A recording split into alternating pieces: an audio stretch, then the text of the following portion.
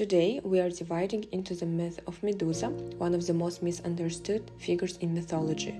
We will explore her historical roots, how her image evolved, and what she reveals about gender, power, and the way society treats women who cannot be controlled. Historical context. In Greek mythology, Medusa, one of three Gorgon sisters, the only one who was mortal.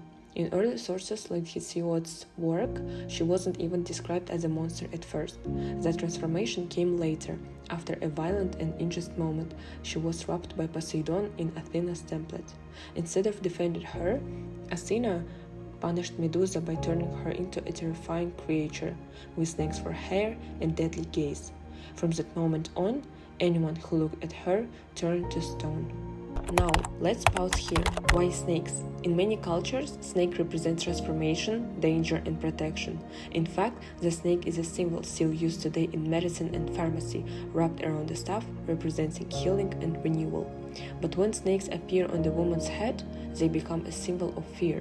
Why? Because it's a power that isn't soft, pretty, or controllable. This is a power that pushes back. Social-political meaning. Medusa's story reflects a larger pattern in patriarchal societies. The victim becomes a problem. Instead of punishing the abuser, the system punishes the woman. This is a classic example of victim blaming, a form of injustice that still exists today. Medusa's power, the ability to stop men in their tracks, become terrifying because it cannot be tamed. In a system where control over women is expected, her independence is seen as a threat.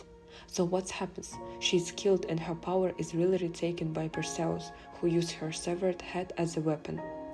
This tells us something deeper. Society fears woman's power when it rises from the bottom of the pyramid, from pain, silence, and trauma. That's the power Medusa represents. Philosophical questions. Her story raises a haunting question. Who is the real monster? Medusa didn't choose to become what she did.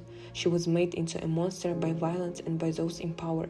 Even Athena, a goddess, acts not as a savior, but as someone who enforces the rules of male-dominated system. Has she too been sharped by patriarchy?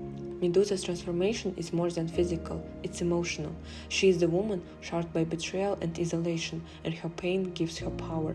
This is why she is feared, because she reflects what society doesn't want to comfort, that survivors can be strong, loud, and impossible to ignore. Ancient versus modern views. In ancient myth, Medusa is a villain, Perseus is a hero. Killing her is presented as a victory, a triumph over the chaos and danger. But in modern interpretations, we see something different. Artists and feminists have reclaimed Medusa's story.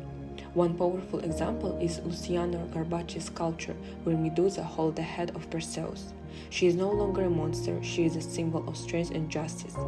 Her image now appears in tattoos, art, and even posters, movement like Me Too, as a symbol of women who've been silenced and taken their power back.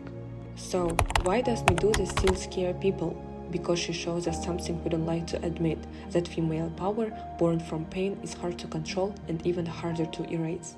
She is not polite, she is not obedient, and that's exactly why her image stays with us. She reflects the fears of society that still tries to control women's body, voices, and strength. And that's why she is more than myth, she is a mirror, and in it we both see our fears and our truths.